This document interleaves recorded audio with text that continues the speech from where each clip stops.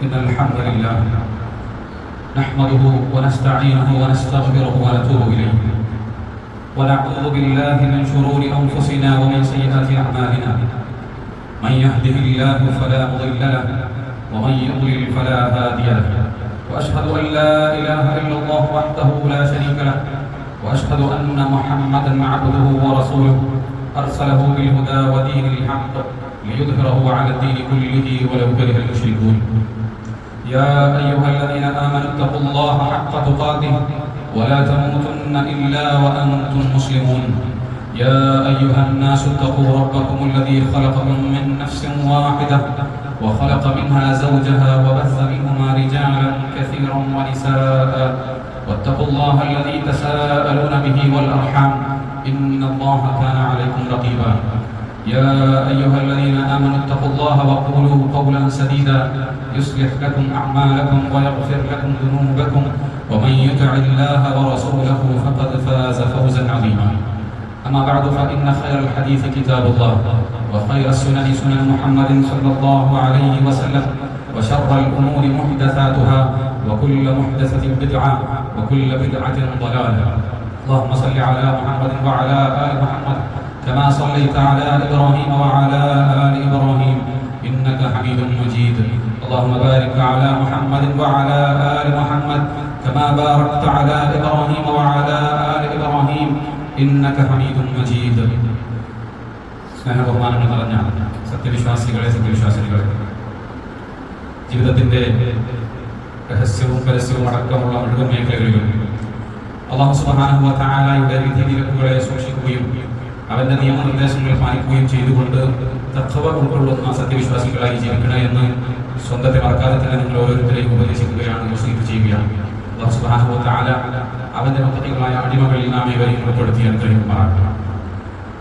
പ്രിയപ്പെട്ടവരെ, നമ്മുടെ നാട്ടിൽ മുസ്ലിം സമൂഹത്തിൽ നേർച്ച എന്ന ഒരു വാക്ക് നാം പറയുമ്പോൾ, നേർച്ച എന്ന ഒരു പദത്തെക്കുറിച്ച് നാം പറയുമ്പോൾ പൊതുവിൽ നമ്മുടെ മനസ്സിലേക്ക് വരുന്ന ചില ചിത്രങ്ങളുണ്ട്, അല്ലെങ്കിൽ ചില പ്രശസ്തമായ ചില നേർച്ചകളുടെ പദങ്ങളുണ്ട്.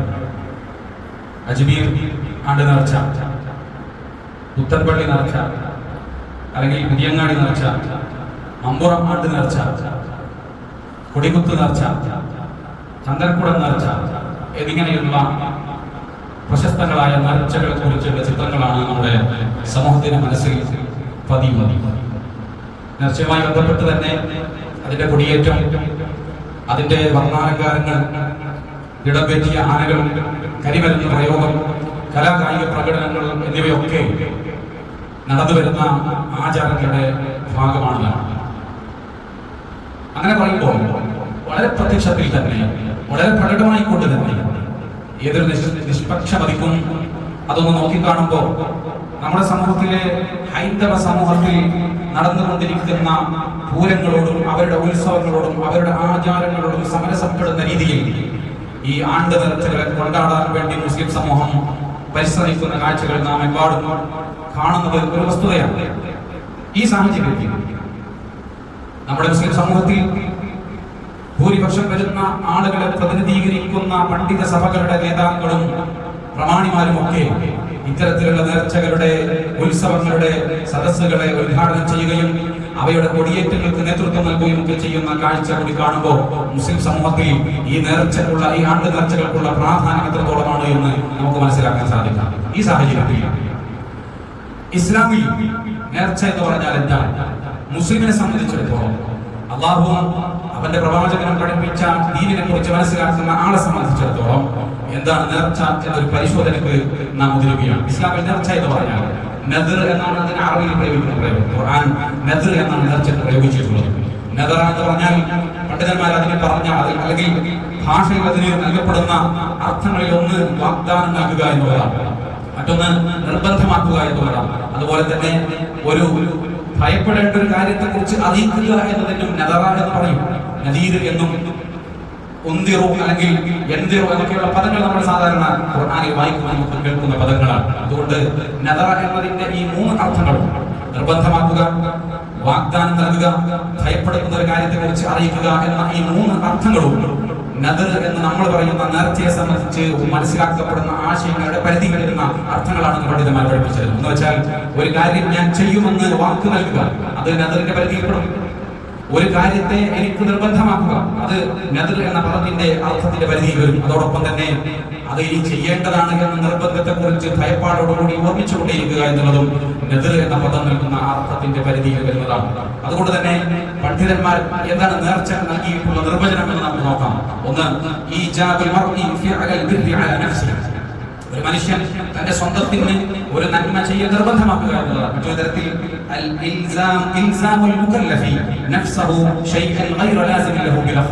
അവന് നിർബന്ധമല്ലാതിരുന്ന ഒരു കാര്യം, അവന് അല്ലാഹു സുബ്ഹാനഹു വ തആല വാജിബാക്കിയിട്ടില്ലാത്ത, നിർബന്ധപൂർവ്വം അവൻ ചെയ്യൽ ബാധ്യതപ്പെട്ടിട്ടില്ലാത്ത ഒരു നന്മയെ അവൻ ഏതെങ്കിലും നേർച്ചയുടെ പദങ്ങൾ ഉപയോഗിച്ചുകൊണ്ട് അവന് തന്നെ നിർബന്ധമാക്കുന്നതിനെയാണ് നേർച്ച എന്ന് പറയുക എന്ന് പണ്ഡിതന്മാർ അത് സംബന്ധിച്ച് പഠിപ്പിച്ചു തരുന്നത്. അപ്പോ സത്യവിശ്വാസികളുടെ കർമ്മങ്ങളെ പരാമർശിക്കുന്ന കൂട്ടത്തിൽ സത്യവിശ്വാസികൾ അവർ നിറവേറ്റുന്ന വലിയ നന്മകളുടെ കൂട്ടത്തിൽ അല്ലാഹു സുബ്ഹാനഹു വ തആല നേർച്ച നിറവേറ്റുന്നതിനെ സംബന്ധിച്ച് പറഞ്ഞു കാണാൻ സാധിക്കും. ഖുർആനിലെ 76-ാമത്തെ അധ്യായം സൂറത്തുൽ ഇൻസാനിലെ 7-ാമത്തെ ആയത്ത്, യൂഫൂന ബിൻ-നദ്രി വയഖാഫൂന യൗമൻ കാന ശർറുഹു മുസ്തതീറ. സത്യവിശ്വാസികളെ കുറിച്ച് പറഞ്ഞു, യൂഫൂന ബിൻ-നദ്ർ, അവർ നേർച്ചകൾ നിറവേറ്റുന്നവരാണ്, വയഖാഫൂന യൗമൻ, അവർ ദിനത്തെ ഭയപ്പെടുന്നവരുമാണ്. ഏതാണ് ദിവസം? കാന ശർറുഹു മുസ്തതീറ, തിന്മ ഒന്നാകെ വ്യാപിക്കുന്ന, ശിക്ഷ ഒന്നാകെ ലഭിക്കുന്ന ഒരു ദിനത്തെ കുറിച്ച് അവരെ ഭയപ്പെടുകയും അങ്ങനെ അവർ നേർച്ച നിറവേറ്റുകയും ചെയ്യുന്നവരാണ് എന്ന് പുണ്യവാന്മാരായ ആളുകളെ സംബന്ധിച്ച് അല്ലാഹു സുബ്ഹാനഹു വ തആല പറഞ്ഞു. ഈ ആയത്തിൽ നിന്ന് പണ്ഡിതന്മാർ നമുക്ക് മനസ്സിലാക്കി തരുന്ന രണ്ട് കാര്യങ്ങളുണ്ട്. ഒന്ന്, ഇത് അല്ലാഹു അവരെ പുകഴ്ത്തി പറയാൻ ഉപയോഗിച്ച ഒരു സംഗതിയാണ്. നേർച്ചയെ നിറവേറ്റുന്നവർ എന്ന് പറഞ്ഞത് സത്യവിശ്വാസികളായ സ്വർഗവാസികളായ ആളുകളെ സംബന്ധിച്ച് അവരുടെ ഗുണമേന്മയെ സംബന്ധിച്ച് പറയുമ്പോൾ അല്ലാഹു അവരുടെ ഗുണഗണങ്ങളായി എടുത്തു പറഞ്ഞിട്ടുള്ള സംഗതിയാണ് അവർ നേർച്ചയെ നിറവേറ്റുന്നു എന്നുള്ളത്. മറ്റൊന്ന്, സ്വർഗപ്രവേശനം ലഭിക്കുന്ന പുണ്യവാന്മാരുടെ പ്രത്യേകതയായിട്ട് അല്ലാഹു സുബ്ഹാനഹു വ തആല പറഞ്ഞിട്ടുള്ളതാണ് അവർ നേർച്ചയെ നിറവേറ്റുന്നവർ. കാരണം തൊട്ടുമുമ്പുള്ള രണ്ട് ആയത്ത് നമ്മൾ വായിച്ചാൽ, ഇന്നൽ അബ്റാറ യശ്റബൂന മിൻ കഅസിൻ കാന മിസാജുഹാ കാഫൂറ, തീർച്ചയായിട്ടും പുണ്യവാന്മാരായ ആളുകൾ സ്വർഗ്ഗത്തിൽ വെച്ച് കാഫൂർ കലർത്തിയിട്ടുള്ള, കർപ്പൂരം കലർത്തിയിട്ടുള്ള ചഷകത്തിൽ നിന്ന് അവർ കുടിക്കും എന്ന് അല്ലാഹു സുബ്ഹാനഹു വ തആല പറഞ്ഞു. അതോടൊപ്പം തന്നെ ഐനൻ യശ്റബു ബിഹാ ഇബാദുല്ലാഹി യുഫജ്ജിറൂനഹാ തഫ്ജീറ, അവര് അല്ലാഹുവിന്റെ നല്ല അടിമകൾ കുടിക്കുന്ന അരുവിയെ കുറിച്ചാണ് അവിടെ പരാമർശിച്ചത്. അതുപോലെ തന്നെ ഈ രണ്ട് ഗുണഗണങ്ങൾ ഉള്ള ആളുകളെ സംബന്ധിച്ച് പറഞ്ഞതിന് ശേഷമാണ് അല്ലാഹു സുബ്ഹാനഹു വ തആല പറഞ്ഞത് വയൂഫൂന ബിൻ-നദ്രി.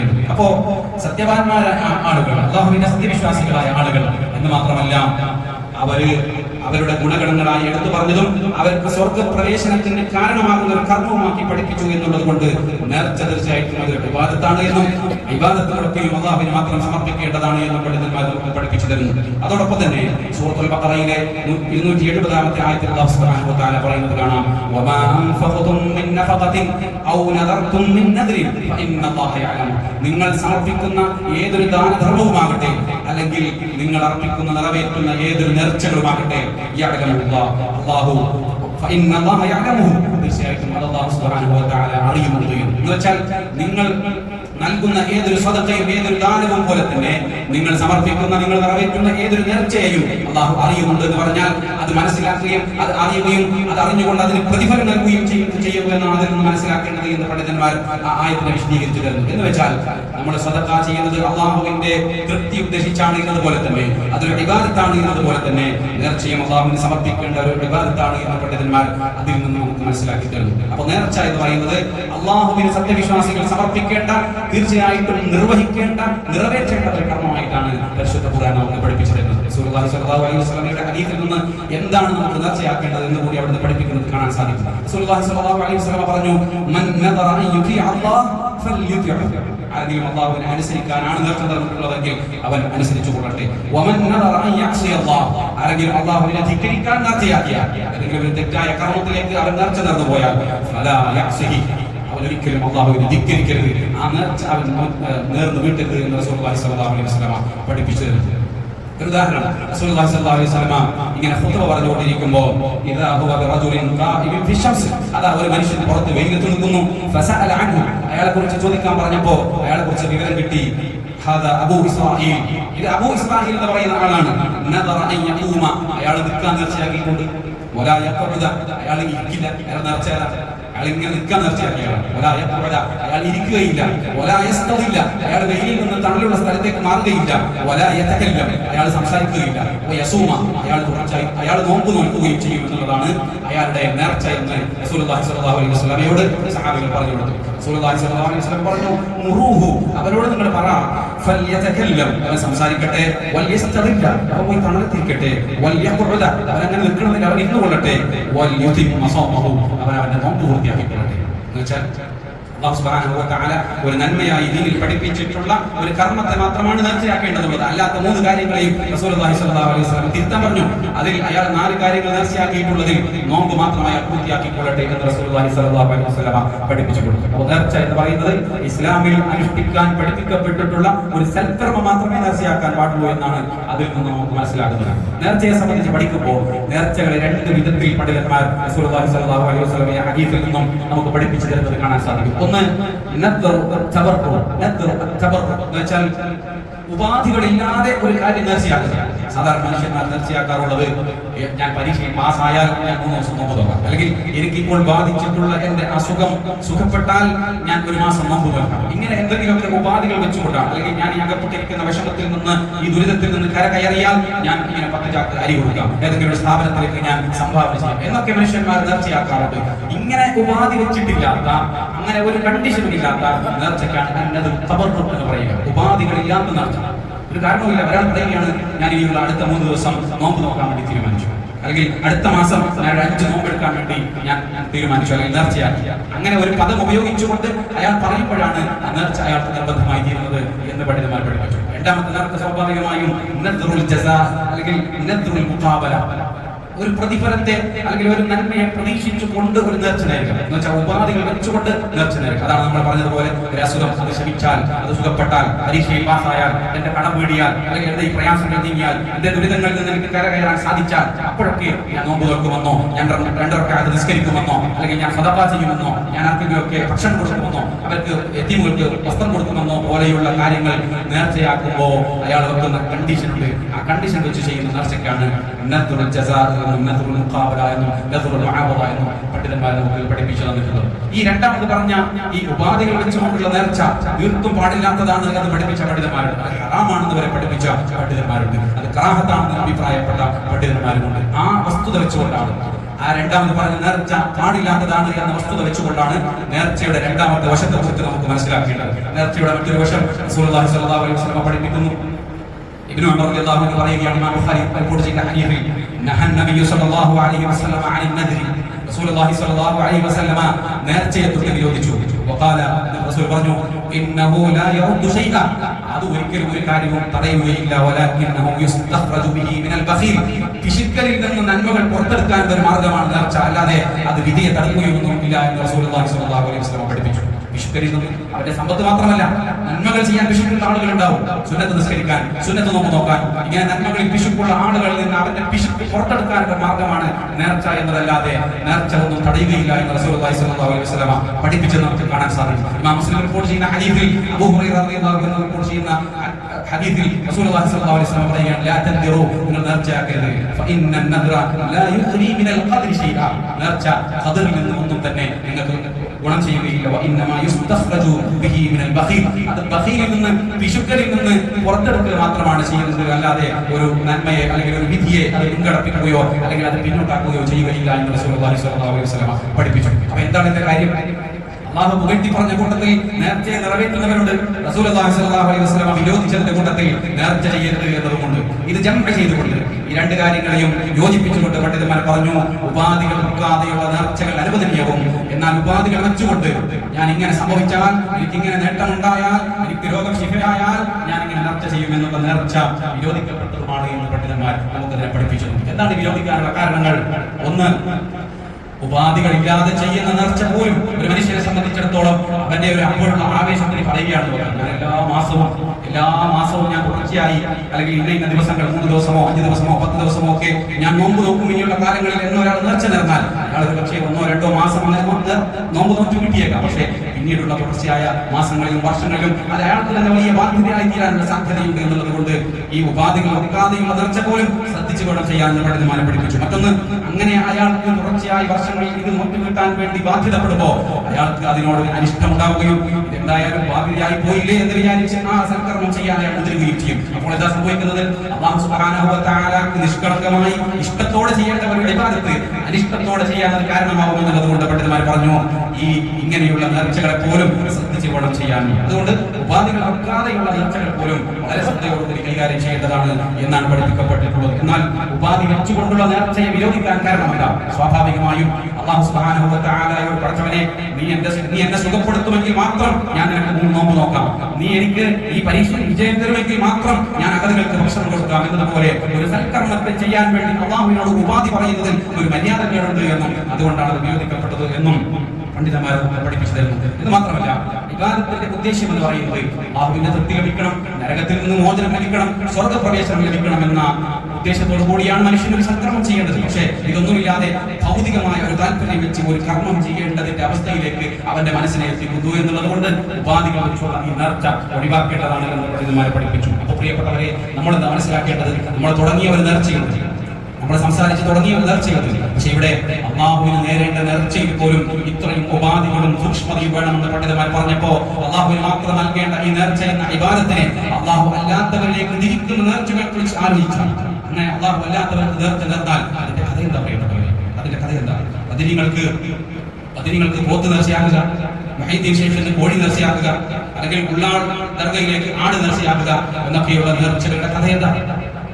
നമ്മുടെയൊക്കെ കാലത്ത്, ചെറുപ്പകാലത്ത് നമ്മൾ കണ്ടിരുന്ന കാര്യമാണ്. ഉള്ളാളിലേക്ക് നേർച്ചയാക്കിയ ആടിനെ ഇങ്ങനെ സ്വതന്ത്രമായി മേയാൻ വിടും. അതിനെ ആരും ഉപദ്രവിക്കുകയോ അത് നിന്ന് വിരോധിക്കുകയോ അല്ലെങ്കിൽ അതിനെ കശാപ്പ് ചെയ്യുകയോ ഇല്ല. കാരണം അത് ദർഗയിലേക്ക് നേർച്ചയാക്കിയ ആടാണ്. എന്നതുപോലെ ചില നേർച്ചകൾ അല്ലാഹു അല്ലാത്തവരിലേക്ക് സമർപ്പിക്കുമ്പോൾ അല്ലാഹുവിന്റെ ദീനിൽ റസൂലുള്ളാഹി സ്വല്ലല്ലാഹു അലൈഹി വസല്ലം പഠിപ്പിച്ച ചര്യയിൽ നാം നിലനിൽക്കുന്നുണ്ടോ എന്നൊരു ആത്മപരിശോധനയ്ക്ക് മുസ്ലിം സമൂഹം തയ്യാറാവേണ്ടതുണ്ട്. അല്ലാഹു സുബ്ഹാനഹു വ തആല ഖുർആൻ 5-ാമത്തെ അധ്യായത്തിൽ സൂറത്തുൽ അൽ-മാഇദയിൽ 103-ാമത്തെ ആയത്തിൽ പറഞ്ഞു, ما جعل الله من بحيرة ولا سائبة ولا وصيلة ولا حام.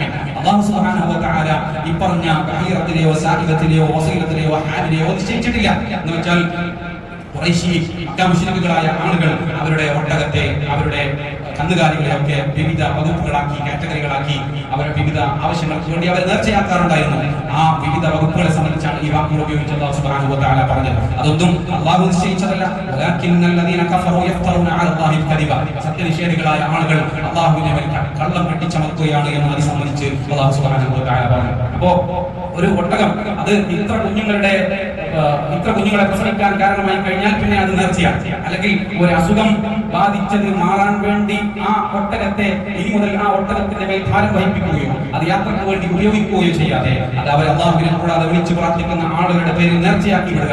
അതൊക്കെയാണ് ഈ പേരുകൾ കൊണ്ട് സൂചിപ്പിക്കുന്ന മൃഗങ്ങൾ.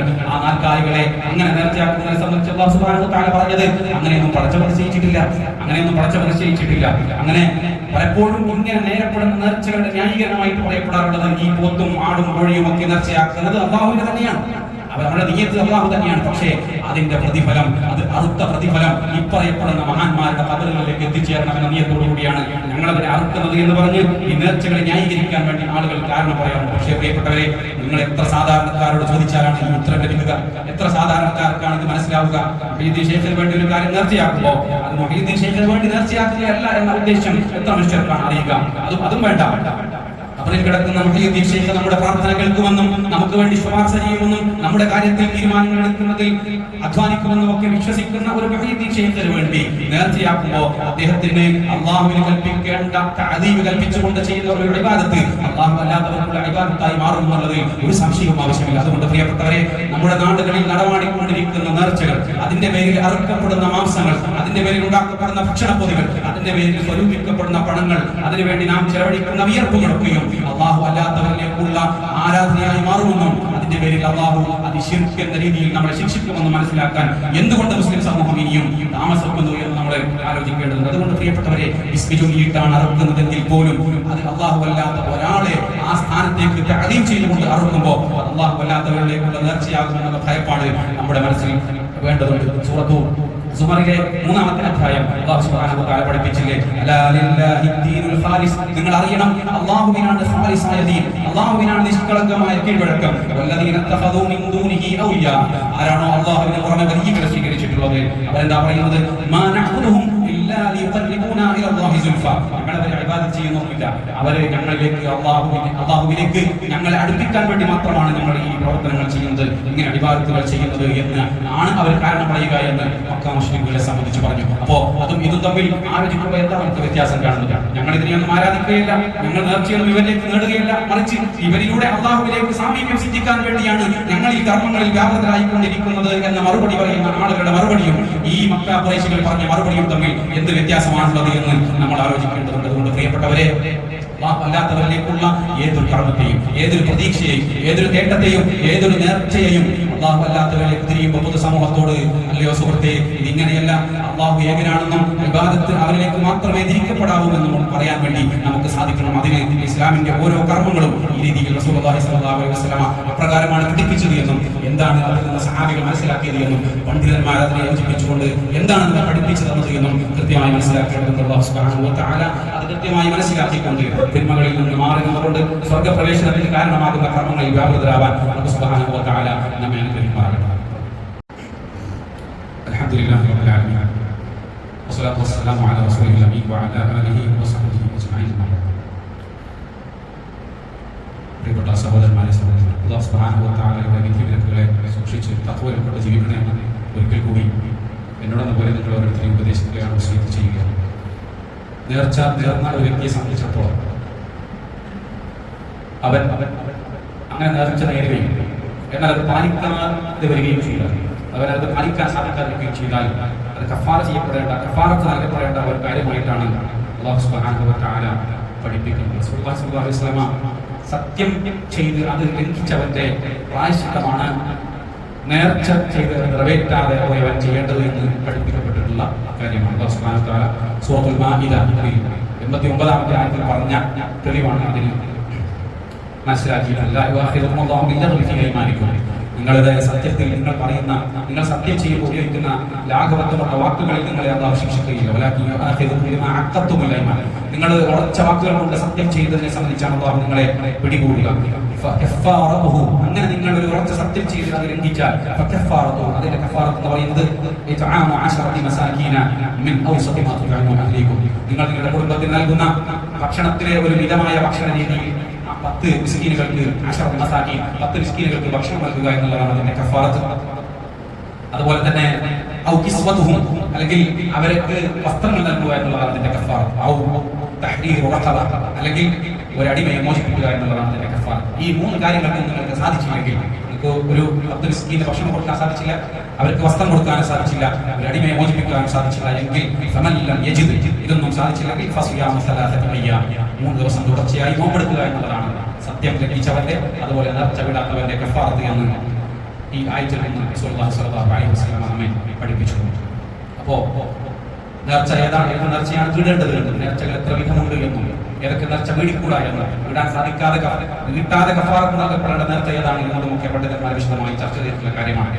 സമയദൈർഘ്യം കൊണ്ട് ആ വിഷയത്തിലേക്ക് ഞാൻ പ്രവേശിക്കുന്നില്ലെങ്കിലും ഈ ഒരു മാസത്തിൽ നമ്മൾ റജബിലേക്ക് പ്രവേശിക്കുകയാണെന്നുള്ളത് ഒറ്റ കാര്യം മാത്രം പറഞ്ഞുകൊണ്ട് ഞാൻ അവസാനിപ്പിക്കുകയാണ്. നാം റജബ് മാസത്തിലേക്ക് പ്രവേശിക്കുകയാണ്. റജബ് മാസത്തിലേക്ക് പ്രവേശിക്കുമ്പോൾ സ്വാഭാവികമായും മുസ്ലിം സമൂഹത്തിൽ റജബിന്റെ പ്രാധാന്യത്തെക്കുറിച്ച് പറയപ്പെടുന്ന ഒട്ടേറെ പ്രസംഗങ്ങൾ അല്ലെങ്കിൽ കുറിപ്പുകളൊക്കെ നമുക്ക് കാണാൻ സാധിക്കും. റജബിന്റെ പ്രത്യേകതയായിട്ട് റസൂലുള്ളാഹി സ്വല്ലല്ലാഹു അലൈഹി വസല്ലം തീർച്ചയായിട്ടും പഠിപ്പിച്ചൊരു കാര്യമാണ്, ഇന്ന സമാന ഖദ് ഇസ്തദാറ കഹൈഅതി യൗമ ഖലഖ അല്ലാഹു അസ്സമാവാതി വൽ അർദ്. അല്ലാഹു ആകാശഭൂമികളെ സൃഷ്ടിച്ച കാലം പോലെ കാലം ആയി തീർന്നിരിക്കുന്നു. അസ്സനതു 12 ശഹ്റൻ മിൻഹാ, ഒരു വർഷം എന്ന് പറയുന്നത് 12 മാസമാണ്. അതിൽ 4 പവിത്രമായ മാസങ്ങളാണ്. അതിൽ 3 തുടർച്ചയായിട്ട് പവിത്രങ്ങളായ മാസങ്ങളാണ്. ജുമാദാക്കും ശഅബാനിനും ഇടയിൽ ഉള്ള ഗോത്രം അംഗീകരിക്കുന്ന റജബാണ് 4ാമത്തെ പവിത്രമായ മാസം എന്ന് റസൂലുള്ളാഹി സ്വല്ലല്ലാഹു അലൈഹി വസല്ലം പഠിപ്പിച്ചു. അതുകൊണ്ട് റജബിനെ അല്ലാഹു പവിത്രമാക്കിയ മാസമാണ്. അള്ളാഹു പവിത്രമാക്കിയ 4 മാസങ്ങളിൽ ഒന്ന് എന്ന നിലയ്ക്ക് നാം റജബിനെ ബഹുമാനിക്കേണ്ടതുണ്ട്. ആരാണോ അള്ളാഹുവിന്റെ ശിആറുകളെ, അള്ളാഹുവിന്റെ അടയാളങ്ങളെ ബഹുമാനിക്കുന്നത്, അത് ഹൃദയത്തിന്റെ തഖ്വയിൽപ്പെട്ടതാണെന്ന് അല്ലാഹു സുബ്ഹാനഹു വ തആല പറഞ്ഞു. അതുകൊണ്ട് റജബിൽ നമ്മൾ എന്താ ചെയ്യേണ്ടത്? സാധാരണ മാസങ്ങളെക്കാൾ കൂടുതൽ നന്മയിൽ വ്യാപൃതരാവാൻ ശ്രദ്ധിക്കണം. നന്മകളിൽ കൂടുതൽ വ്യാപൃതരാവാൻ നമ്മൾ ശ്രദ്ധിക്കണം എന്ന് മാത്രമല്ല, തിന്മകളിൽ നിന്ന് വിട്ടു നിൽക്കാനും നമ്മൾ ശ്രദ്ധിക്കേണ്ടതുണ്ട് റജബിനെ ബഹുമാനിച്ചുകൊണ്ട്. അല്ലാതെ റജബിൽ എന്തെങ്കിലും പ്രത്യേകമായി ചെയ്യണമെന്ന് റസൂലുള്ളാഹി സ്വല്ലല്ലാഹു അലൈഹി വസല്ലം പഠിപ്പിച്ച ഒരൊറ്റ കർമ്മവും വന്നിട്ടില്ല, റിപ്പോർട്ടിൽ വന്നിട്ടില്ല എന്ന് പണ്ഡിതന്മാർ പറഞ്ഞു തരുന്നു. റജബിൽ ഏതെങ്കിലും ഒരു ദിവസം, ഏതെങ്കിലും ഒരു രാത്രിയോ പകലിലോ നിങ്ങൾ പ്രത്യേകം പറയണമെന്നോ പ്രത്യേകം അനുഷ്ഠിക്കണമെന്നോ അല്ലെങ്കിൽ പ്രത്യേകം നോക്കണമെന്ന് പറഞ്ഞ നോമ്പോ ഒന്നും തന്നെ സഹിഹായ റിപ്പോർട്ടുകളിൽ വന്നിട്ടില്ല എന്ന് അഹ്ലുസുന്നത്തി വൽ ജമാഅത്തിന്റെ പണ്ഡിതന്മാർ നമുക്ക് വിശദീകരിച്ചു തരുന്നുണ്ട്. അതുകൊണ്ട് പ്രിയപ്പെട്ടവരെ, അള്ളാഹു ബഹുമാനിച്ചതിനെ ബഹുമാനിക്കാനും അവൻ ആദരിച്ചതിനെ ആദരിക്കാനും നമുക്ക് സാധിക്കുമ്പോൾ കൂടിയാണ് നമ്മൾ യഥാർത്ഥ സത്യവിശ്വാസികൾ ഉൾപ്പെടുക. അള്ളാഹു ആദരിച്ച ദിവസം കൂടിയാണ്, അള്ളാഹു പ്രത്യേക ബഹുമാനം നൽകിയ ദിവസം കൂടിയാണ് യൗമുൽ ജുമുഅ എന്ന് പറയുന്നത്. നമ്മൾ ഈ മിമ്പറിൽ നിന്ന് തന്നെ പലപ്പോഴും പറഞ്ഞിട്ടുള്ള ഒരു കാര്യമാണ്, യൗമുൽ ജുമുഅയെ നമ്മൾ ബഹുമാനിക്കേണ്ടതുണ്ട്. ജുമുഅ ദിവസം ഒരു പ്രത്യേക ഒരുക്കം രാവിലെ തന്നെ ഒരുങ്ങുകയും നമ്മുടെ സമയത്ത് ക്രമീകരിക്കുകയും പള്ളിയിലേക്ക് നേരത്തെ എത്താൻ വേണ്ടി, സൂറത്തുൽ കഹ്ഫ് പാരായണം ചെയ്യാൻ വേണ്ടി, നല്ല വസ്ത്രം ധരിക്കാൻ വേണ്ടി, പള്ളിയിൽ ഇരുന്ന് ദിക്റുകൾ ചൊല്ലി ഖുർആൻ പാരായണം ചെയ്ത് അവരോട് പ്രാർത്ഥിച്ച് അങ്ങനെ ഖുത്ബ കഴിഞ്ഞ് ജുമുഅ നിസ്കാരം കഴിഞ്ഞ് പിരിഞ്ഞു പോകാൻ വേണ്ടിയുള്ള ശ്രദ്ധ ജുമുഅ ദിവസത്തിന്റെ പ്രഭാതത്തിൽ തന്നെ ആരംഭിക്കേണ്ടതുണ്ട് എന്ന് സാന്ദർഭികമായി ഒരിക്കൽ കൂടി ഓർമ്മപ്പെടുത്തുന്നു. അല്ലാഹു സുബ്ഹാനഹു വ തആല അവന്റെ ദീനിനെ ഹഖായ രീതിയിൽ മനസ്സിലാക്കുവാനും അതിലെ കർമ്മങ്ങളെ വേണ്ട രീതിയിൽ ബഹുമാനപൂർവ്വം അനുഷ്ഠിക്കാനുള്ള തൗഫീഖ് നാം ഏവർക്കും നൽകി അനുഗ്രഹിക്കുമാറാകട്ടെ. നമ്മിൽ നിന്ന് വന്നുപോയ തെറ്റുകുറ്റങ്ങളെ അവൻ നമുക്ക് പുറത്തുമാപ്പാക്കി അനുഗ്രഹിക്കുമാറാകട്ടെ. പഠിച്ചവനെ, ഞങ്ങൾ അറിഞ്ഞും അറിയാതെയും രഹസ്യമായും ചെറുതും വലുതുമായ എത്രയോ തിന്മകൾ ഞങ്ങളിൽ നിന്ന് വന്നുപോയി. നാഥ, ഞങ്ങൾക്ക് മാപ്പ് നൽകി അനുഗ്രഹിക്കണമേ. നാഥ, പഠിച്ചവനെ ഭയപ്പെട്ട് ജീവിക്കുന്ന മുത്തഖികളിൽ ഞങ്ങളെ എവരെയും ഉൾപ്പെടുത്തി അനുഗ്രഹിക്കണമേ. നാഥ, പഠിച്ചവനെ നരകത്തിലേക്ക് നയിക്കപ്പെടുന്ന അതിന് കാരണമാകുന്ന കർമ്മങ്ങളിൽ നിന്ന് അകന്നു നിൽക്കാൻ, സ്വർഗത്തിലേക്ക് ഞങ്ങൾ അടുപ്പിക്കുന്ന കർമ്മങ്ങളിൽ വ്യാപകരാവാൻ ഞങ്ങൾക്ക് തൗഫീഖ് നൽകി അനുഗ്രഹിക്കണമേ. നാഥ, പഠിച്ചവനെ ഞങ്ങളിൽ നിന്ന് രോഗങ്ങൾ കൊണ്ട്, പ്രയാസങ്ങൾ കൊണ്ട്, കടങ്ങൾ കൊണ്ട്, ശാരീരികവും മാനസികവുമായ വിഷമങ്ങൾ കൊണ്ട് ദുഃഖം അനുഭവിക്കുന്ന ആളുകൾക്ക് പഠിച്ചവനെ നീ അവർക്ക് രോഗശമനവും ആശ്വാസവും നൽകി അനുഗ്രഹിക്കണമേ. നാഥ, പഠിച്ചവനെ നിന്റെ തഖ്വയിലായിക്കൊണ്ട് ജീവിക്കുവാൻ, അങ്ങനെ നിന്റെ തഖ്വയിൽ കൊണ്ടുകൊണ്ട് മരണപ്പെട്ടു പോകാനുള്ള തൗഫീഖ് ഞങ്ങൾക്ക് നീ നൽകി അനുഗ്രഹിക്കണമേ. നാഥ, പഠിച്ചവനെ ഞങ്ങളുടെ മാതാപിതാക്കൾക്ക് നീ സുഖവും സമാധാനവും സന്തോഷവും നൽകി അനുഗ്രഹിക്കണമേ. നാഥ, പഠിച്ചവനെ ഞങ്ങളുടെ കുടുംബങ്ങളിൽ നീ സന്തോഷം നൽകി അനുഗ്രഹിക്കണമേ. നാഥ, പഠിച്ചവനെ ഞങ്ങളുടെ മക്കളിൽ നീ ഞങ്ങൾക്ക് കൺകുളിർമ നൽകി അനുഗ്രഹിക്കണമേ. നാഥ, ربنا آتنا في الدنيا حسنة وفي الآخرة حسنة وقنا عذاب النار. ربنا تقبل منا إنك أنت السميع العليم وتب علينا إنك أنت التواب الرحيم واغفر لنا يا غافر المذنبين.